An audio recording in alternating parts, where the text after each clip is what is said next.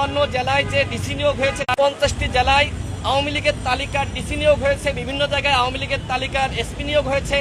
যারা আওয়ামী লীগের আমলে বঞ্চিত হয়েছিল তারা এই মুহূর্তে সুবিধা বা এই মুহূর্তে প্রমোশন পাচ্ছে না, বরং উল্টো যারা আওয়ামী লীগের আমলে রেগুলার প্রমোশন পেয়েছে তাদেরকেই বিভিন্নভাবে প্রমোশন দেওয়া হচ্ছে। তো এক্ষেত্রে যেহেতু অন্তর্বর্তীকালীন সরকারের আশপাশেই রয়েছে এরকম ব্যক্তিবর্গের নাম এসেছে, আমরা বলেছি যে এই বিষয়গুলো খতিয়ে দেখার জন্য।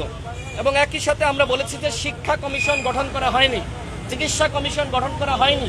যেহেতু শিক্ষা এবং চিকিৎসা খুবই গুরুত্বপূর্ণ বিষয়, আমরা সেই বিষয়ে জানিয়েছি। এবং দুদক দেখেন, এখনো পর্যন্ত দুদকের চেয়ারম্যান যারা কমিশনার তাদেরকে সরানো হয়নি। আমরা এই দুদককে অনতিবিলম্বে পুনর্গঠন করার আমরা দাবি জানিয়েছি। এবং একই সাথে এই যে হাইকোর্টে এখনো পর্যন্ত শপথবদ্ধ বিচারক, এই শপথবদ্ধ রাজনৈতিক বিচারকদের এখনো পর্যন্ত সরানো হয়নি। কি কারণে সরানো হয়নি সেই বিষয়টি আমরা জানতে চেয়েছি এবং দ্রুত সময়ের মধ্যে তাদেরকে অপসারণ করার জন্য আমরা দাবি রেখেছি। এবং এই যে বাংলাদেশের গার্মেন্টসকে কেন্দ্র করে যে ধরনের অস্থিরতা, সেক্ষেত্রে এই অস্থিরতার পিছনে আসলে কি রয়েছে সেই বিষয়টি নিয়ে আমরা আলোচনা করেছি। এবং বিদেশে যে বাংলাদেশের জনশক্তি রপ্তানি করা হয়, এই ক্ষেত্রে সরকার টু সরকার অর্থাৎ জি টু জি পদ্ধতিতে বিদেশে এই তার জন্য আমরা আহ্বান রেখেছি। আমরা বলেছি যে জনগণের সেবা, সেই সেবা যাতে তারা দ্রুত সময়ের মধ্যে পায়, এই নাগরিক সেবা নিশ্চিত করার জন্য সিটিজেন চার্টার গঠন করতে হবে। এবং আমরা আরও একটি দাবি রেখেছি, সেটি হলো যে দ্বিকক্ষ বিশিষ্ট সংসদ এবং এই সংসদের মেয়াদ দেশে বাংলাদেশের দূতাবাস প্রতিষ্ঠা করার জন্য আহ্বান জানিয়েছি। এবং সব থেকে গুরুত্বপূর্ণ বিষয় হলো এই যে গণ অভ্যুত্থানে প্রবাসীরা যে ভূমিকা রেখেছে সেটি আমরা দেখেছি, বিশ্ববাসী দেখেছে। 57 জন প্রবাসী গ্রেপ্তার হয়েছিল, আমরা যে কারণে আমাদের মাননীয় প্রধান উপদেষ্টাকে ধন্যবাদ জানিয়েছি যে তাদেরকে মুক্ত করার জন্য তিনি ভূমিকা রেখেছেন। আমরা চাই আগামী জাতীয় সংসদ নির্বাচনে আমাদের এই প্রবাসী ভাইদেরকে, এই রেমিটেন্স যোদ্ধাদেরকে অবশ্যই ভোটাধিকার দিতে হবে। সেই বিষয়টি আমরা আমাদের দাবির মধ্যে জানিয়েছি।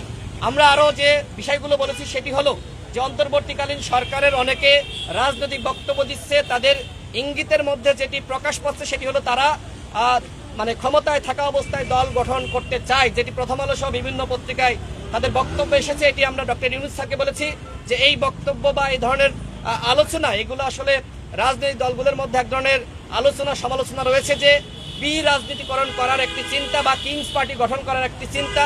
তো এই বিষয়টি আপনি ভেবে দেখবেন যাতে করে সরকারের আশপাশে থেকে কেউ যাতে রাজনৈতিক বক্তব্য না দিতে পারে। এবং আমরা এটিও দেখছি যে অনেকে বলছে যে এক স্বৈরাচারকে হটিয়ে আমরা আরেক স্বৈরাচারকে ক্ষমতায় আনবো না, এটি আসলে রাজনৈতিক দলকে ইঙ্গিত করে বিভিন্ন ধরনের বক্তব্য। আমরা বলেছি যে উপদেষ্টারা কেউ যাতে রাজনৈতিক বক্তব্য না দেয়, সে বিষয়গুলো আলোচনা হয়েছে। এই মুহূর্তে আমাদের মাননীয় সভাপতি, গণ অধিকার পরিষদের সভাপতি নুরুল হক নূর, তিনি বক্তব্য রাখবেন। আপনাদের সবাইকে শুভেচ্ছা জানাচ্ছি। আপনারা জানেন যে দ্বিতীয় দফায় রাজনৈতিক দলগুলোর সাথে অন্তর্বর্তীকালীন সরকারের প্রধান উপদেষ্টা আজকে আলোচনায় বসেছেন। আমাদের সাথে আলোচনায় গণ অধিকার পরিষদের পক্ষ থেকে 5 সদস্যের প্রতিনিধি দল ছিলেন।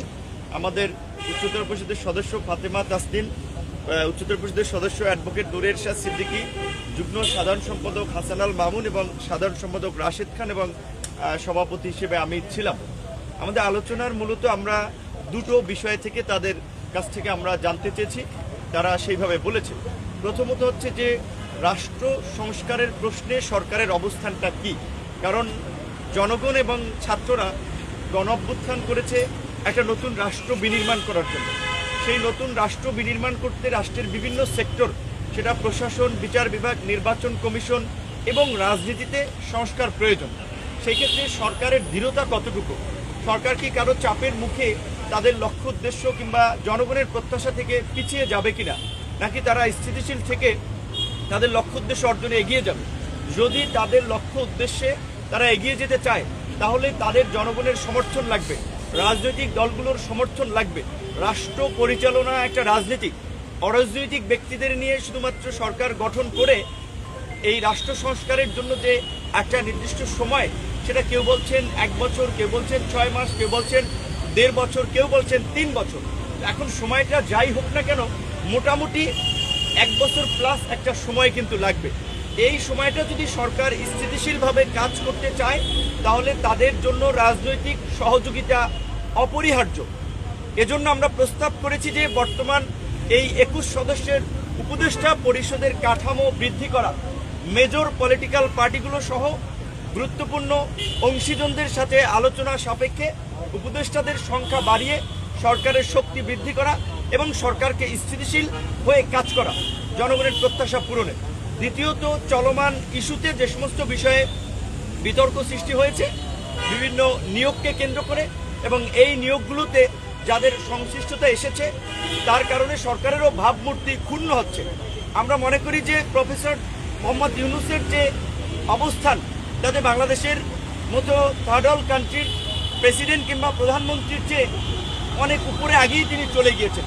কাজে এই সরকারের যে সফলতা এবং ব্যর্থতা, সেটা কিন্তু আলটিমেটলি ডক্টর ইউনূসের মান সম্মানের একটা বিষয় হয়ে দাঁড়াবে। সুতরাং তিনি যদি আমাদের সমাজের সাধারণ সম্পাদক যেটা বলেছেন, তার আশপাশে কিংবা তার সরকারের পক্ষ থেকে বিশেষ করে রাজনৈতিক কোনো ইঙ্গিতপূর্ণ বক্তব্য দেওয়া কিংবা দল গঠনের বক্তব্য আসলে প্রতিষ্ঠিত রাজনৈতিক দলগুলোর মধ্যে একটা সন্দেহ সংশয় তৈরি হবে। এই ধরনের বক্তব্য যেন না আসে, এই বিষয়টি আমরা তার দৃষ্টিতে এনেছি। একই সাথে বাংলাদেশকে অস্থিতিশীল করার জন্য দেশি বিদেশি যে নানান ধরনের তৎপরতা চলছে, সেটি নিরসনের জন্য একটা দক্ষ এবং জনবান্ধব প্রশাসন ব্যবস্থা নিশ্চিত করা, তার জন্য আপনার নিয়োগে স্বচ্ছতা আনা এবং আওয়ামী লীগকে যারা পুনর্বাসন করার জন্য এই যে কাজ করছে, সেটা সরকারের মধ্যে থেকেও অনেকের বিরুদ্ধে অভিযোগ আসছে, সেই বিষয়ে যেন তারা পদক্ষেপ নেয়। সামনে দুর্গাপূজাকে কেন্দ্র করে আপনারা ইতিমধ্যেই শুনেছেন অনেকের শঙ্কা যে এখানে বিদেশি ইন্ধন এবং দেশের মধ্যে পতিত স্বৈরাচারের দোসররা নানান ধরনের অঘটন ঘটাতে পারে। তাই সরকারের পক্ষ থেকে আমাদেরকে এই বিষয়ে সহযোগিতা করার জন্য, সজাগ থাকার জন্য বলা হয়েছে। আমরা পুরো দেশবাসীকে বলবো, এই দেশে বিগত 53 বছর ধরে হিন্দু, মুসলিম, বৌদ্ধ, খ্রিস্টান সবাই মিলেমিশে শান্তি সম্প্রীতির সাথে বাস করেছে। হঠাৎ করে যে সংখ্যালঘু কিংবা হিন্দু নির্যাতনের যে গল্প রচনা করা হচ্ছে, এটা পেইড গল্প, বাংলাদেশকে একটা সাম্প্রদায়িক রাষ্ট্র হিসেবে দেখানোর জন্য। আবার কেউ কেউ কোনো কালো পতাকা কিংবা বিভিন্নভাবে একটা উগ্রপন্থার অবস্থান দেখানোর চেষ্টা করছে। এটা বাংলাদেশের জন্য একটা অতীব জরুরি একটা বিষয়। এই বিষয়গুলোতে সবাই যার যার জায়গা থেকে খেয়াল রাখবেন, এবং বিশেষ করে সংখ্যালঘুদের মধ্যে দেখেন বৌদ্ধ, খ্রিস্টান, অন্যান্য ধর্মের মানুষের এত উদ্বেগ নাই যেটা কিছু হিন্দু নেতারা দেখাচ্ছেন। অবশ্যই আমরা পরিষ্কারভাবেই বলতে চাই, হিন্দু কিংবা কোনো কমিউনিটির প্রতি কোনো ধরনের যদি অসহিষ্ণু আচরণ করা হয়, অন্যায় আচরণ করা হয়, তার আমরা নিন্দা জানাই, তার প্রতিবাদ জানাই। কিন্তু কতিপয় নেতারা যেভাবে ভারতের পৃষ্ঠপোষকতায় বাংলাদেশকে একটা সাম্প্রদায়িক রাষ্ট্র বানানোর জন্য নানান ধরনের কথা বলছে, গল্প রচনা করছে, সেটি আমাদের জন্য অত্যন্ত উদ্বেগের।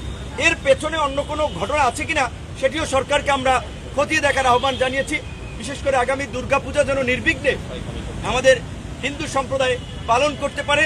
দেশের মতো দেশে এই যে ক্ষমতার মোহের পরে যে শাসকরা স্বৈরাচারী হয়ে ওঠে, এটা শুধু শেখ হাসিনা একাই হয়েছেন সেটা না, এর আগেও তো আমরা সামরিক শাসন দেখেছি। নির্বাচনের মধ্যে দিয়ে আসা গণতান্ত্রিক সরকারেরও আমরা বিতর্কিত কর্মকাণ্ড দেখেছি। কাজী সংসদের মেয়াদকে কমিয়ে আনা যায় কিনা, বিশেষ করে 5 বছরের পরিবর্তে 4 বছর করা যায় কিনা, এই বিষয়ে আমরা প্রস্তাবনা রেখেছি। এবং আমরা অনেক আগে থেকে এই প্রস্তাবনা রেখে আসছি যে কোনো এক দলের সংসদে একটা আধিপত্য, এটা কার্যকর সংসদ তৈরি করে না। সেজন্য অবশ্যই সংখ্যানুপাতিক নির্বাচন এবং দ্বিকক্ষ বিশিষ্ট সংসদ। আশা করি সরকারের এই সংস্কার কমিশন সকলের আলোচনা মতামতকে মাথায় নিয়ে তারা জন আকাঙ্ক্ষাকে ধারণ করে আগামী রাষ্ট্র সংস্কারের পথে হাঁটবেন। সেক্ষেত্রে যেই সময়টা প্রয়োজন সেটা আমরা দিতে চাই, কিন্তু সেখানে আমরা পরিষ্কারভাবেই বলেছি, রাজনৈতিক দলগুলো কিংবা আমরা এই সরকারকে ক্ষমতায় বসালাম, এই সরকারের জন্য আন্দোলন সংগ্রাম নির্যাতন নিপীড়ন করে তাদের জন্য রাস্তা তৈরি করলাম। সেই সরকারের সাথে যদি আমাদের দূরত্ব তৈরি হয়, আমরা যদি মন খুলে কথা বলতে না পারি, তাহলে সম্পর্কের অবনতি হবে, যেটা আলটিমেটলি একটা অন্য পরিস্থিতি বয়ে আনতে পারে। সেজন্য আমরা বলেছি সকলের সাথে যেন সহজেই তাদের একটা যোগাযোগ স্থাপন হয় সরকারের সাথে, রাজনৈতিক দল সহ গুরুত্বপূর্ণ অংশীজনের, সেই বিষয়ে আমরা বলেছি। এবং আপনাদের সকলকে ধন্যবাদ জানাই। গণ অধিকার পরিষদই সর্বশেষ আজকের বৈঠকে অংশ নিয়েছে, এর আগেও বিভিন্ন দল অংশ নিয়েছে। আপনারা এতক্ষণ পর্যন্ত থাকার জন্য আপনাদেরকে অনেক ধন্যবাদ।